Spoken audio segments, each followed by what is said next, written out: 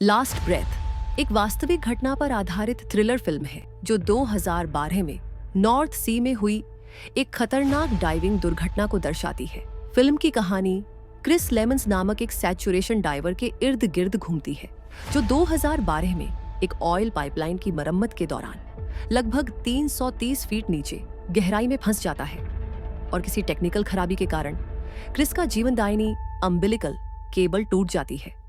इस केबल के टूटने से उन्हें ऑक्सीजन, गर्मी, प्रकाश और सतह से सिग्नल मिलना बंद हो जाता है। अब उनके पास केवल बैकअप ऑक्सीजन टैंक में कुछ मिनटों की सांसें बची होती हैं। इस संकट की घड़ी से बचकर निकलना कितना मुश्किल था, इस फिल्म में उस दृश्य को बखूबी दिखाया गया है। तो चलिए शुरू करते हैं। फिल्म की शुरुआत में हम क्रिस नाम के एक लड़के को देखते हैं जो एक लंबे अरसे के बाद अपने घर लौटा है। घर आने के बाद क्रिस अपनी मंगेतर से मिलता है और अपनी पत्नी को इस खतरनाक मिशन के बारे में बताता है और कहता है घबराने की कोई बात नहीं है और वादा करता है कि इस मिशन के बाद मैं तुमसे मिलने जरूर आऊंगा।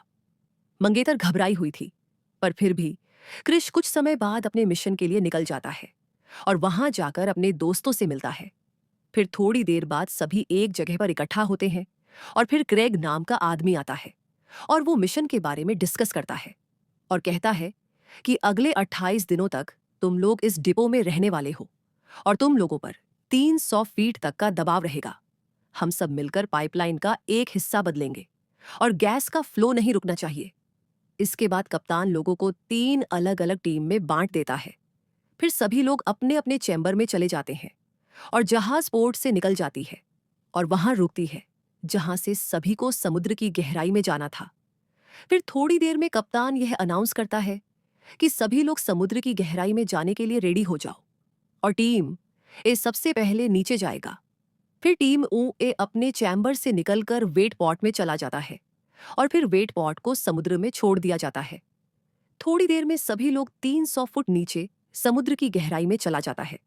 सबसे पहले डेव और उसके बाद क्रिश समुद्र की गहराइयों में उतर जाता है और उनके ऊपर लगातार नजरें रखी जाने लगी ताकि जरूरत पड़ने पर उनकी मदद की जा सके। दोनों डाइवर्स साइट पर पहुंच जाते हैं और वहां काम करना शुरू कर देता है। तभी अचानक जहाज में तकनीकी खराबी आ जाने के कारण अलार्म बजने लगता है और जहाज अपनी जगह से मूव करने लगता है। तभी क्रिश की नजर जहाज पर पड़ती है। वह देखता है कि जहाज मूव कर रही है। फिर क्रिश डेव से कहता है जल्दी यहां से निकलो, जहाज मूव कर रही है। देखते ही देखते जहाज पर वार्निंग आने लगती है। सभी लोग घबरा जाते हैं और आदेश देते हैं कि जितनी जल्दी हो सके डाइवर्स को बाहर निकालो, हमें यहां से निकलना होगा। क्रिश वहां से निकलने की कोशिश करने लगे, तभी उनकी रस्सी फंस जाती है। तभी एक झटका लगता है और क्रिश वहीं अटक जाता है। उसके पास मात्र 10 मिनट का ऑक्सीजन बचता है और फिर क्रिश का रस्सी टूट जाता है और वहीं अटक जाता है। डेव वापस जहाज पर आ जाता है और अपने साथी को बताता है उसका अम्बिकल कनेक्शन टूट गया और वह वहीं रह गया। जहाज पर मौजूद सारे लोग पैनिक हो जाते हैं और यह सब कुछ हुआ था शिप खराब हो जाने के कारण, जिसका वजह था खराब मौसम। इधर कप्तान अपने क्रू मेंबर से क्रिश को वापस लाने के बारे में प्लान बनाता है। अब क्रिश के पास 8 मिनट का ऑक्सीजन बचा है। क्रिश किसी तरह से फ्लेम लाइट को जलाकर मैनीफोल्ड के ऊपर आ जाता है। अब उसके पास कोई चारा नहीं बचता। वह वही मैनीफोल्ड के ऊपर मदद आने का इंतजार करने लगता है। इस दौरान क्रिक की टीम का एक मेंबर कहता है मैं डायनेमिक पोजिशनिंग सिस्टम को मैनुअली ठीक कर सकता हूं। इस पर क्रिक कहता है अगर कोई खतरा न हो तो इसे तुरंत शुरू करो। इधर क्रिस के ऑक्सीजन खत्म हो चुकी होती है और अभी तक उसे कोई लेने नहीं आया होता है और वह धीरे धीरे बेहोश होने लगता है और उसे अपनी मंगेतर को दिया हुआ वादा याद आता है जो उसने उससे वापस आने का वादा किया था। उसे लगता है कि उसके द्वारा किया गया वादा टूटता हुआ नजर आ रहा है। यह सोचते हुए उसके आंखों से आंसू आ जाता है। इधर जहाज के डायनेमिक पोजिशनिंग सिस्टम को मैन्युअली चालू कर दिया जाता है और जहाज फिर से मैनीफोल्ड की लोकेशन पर वापस आ जाता है। अब सबसे पहले क्रिश को ढूंढने के लिए एक रोबोट रॉब को नीचे भेजा जाता है जिसके कैमरे से पूरे मैनीफोल्ड की तलाश की जाती है। काफी देर खोजने के बाद क्रिश मैनीफोल्ड के ऊपर बेहोशी की हालत में मिलता है। अभी तक वह 7 मिनट 30 सेकंड तक बिना ऑक्सीजन के वहीं पर पड़ा हुआ था। अब क्रिक खुद रोबोट को हैंडल करता है और रोबोट के कैची हैंड की मदद से क्रिस के कपड़े में मौजूद हुक को पकड़कर ऊपर खींचने की कोशिश करता है, लेकिन तभी एक दिक्कत आ जाती है। क्रिश ऊपर नहीं आ पा रहा था। तभी रोबोट के नीचे वाले कैमरे से देखता है तो पता चलता है क्रिश खुद को मैनीफोल्ड में हुक की मदद से बांध रखा है ताकि वह बेहोशी की हालत में लहरों में बह न जाए।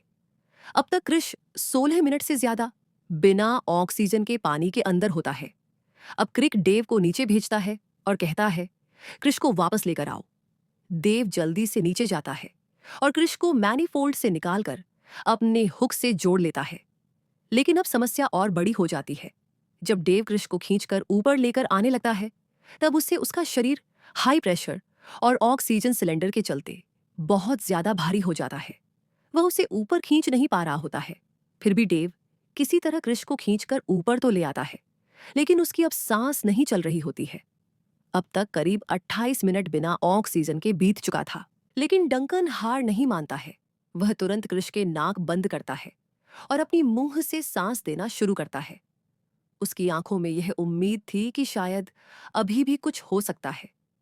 कुछ देर तक लगातार कोशिश करने के बाद क्रिश की सांसें लौट आई है, लेकिन दोस्तों अब भी उसकी सिर्फ सांसें आती है। वह कुछ भी रिस्पांस भी नहीं कर रहा होता है, जैसे कि वह एक जिंदा लाश बन गया हो। डंकन हारकर बैठ जाता है। तभी डेव क्रिश का हाथ पकड़ता है और कहता है, क्रिश तुम उठ जाओ। अगर तुम मुझे सुन रहे हो तो अपनी आंखें झपकाओ या फिर मेरा हाथ पकड़ो। लेकिन फिर भी क्रिश की तरफ से कोई जवाब नहीं आता। अब सबको लगने लगता है कि ऑक्सीजन न मिलने की वजह से उसका ब्रेन डेड हो गया है, यानी कि शरीर में जान है, सांसें चल रही है, पर दिमाग काम नहीं कर रहा। डेव, डंकन, क्रिक की पूरी टीम में मायूसी छा जाती है। तभी एक चमत्कार होता है। क्रिश अचानक से बोलता है, डेव तुम कैसे हो? यह सुनते ही सबकी आंखों में चमक लौट आती है और धीरे धीरे क्रिश अपनी आंखें हिलाता है और वह पूछता है, मुझे क्या हुआ था? देव और डंकन हंसते हुए बताता है कि भाई तेरे साथ बहुत कुछ हुआ है, लेकिन वह सब हम तुम्हें बाद में बताएंगे। इसके बाद डेव, डंकन और क्रिश बेल से निकलकर वापस कंटेनर में आ जाते हैं। इसके बाद यहां से निकलकर क्रिश सीधा अपने मंगेतर से मिलने चला जाता है। वह एक दूसरे से मिलकर वह बहुत खुश होते हैं और यह फिल्म यहीं पर खत्म हो जाती है। तो दोस्तों, हम आपसे उम्मीद करते हैं कि आपको एक वीडियो अच्छी लगी होगी। अगर अच्छी लगी तो वीडियो को लाइक कर देना और चैनल को सब्सक्राइब जरूर करना। मिलते हैं फिर एक नई वीडियो में।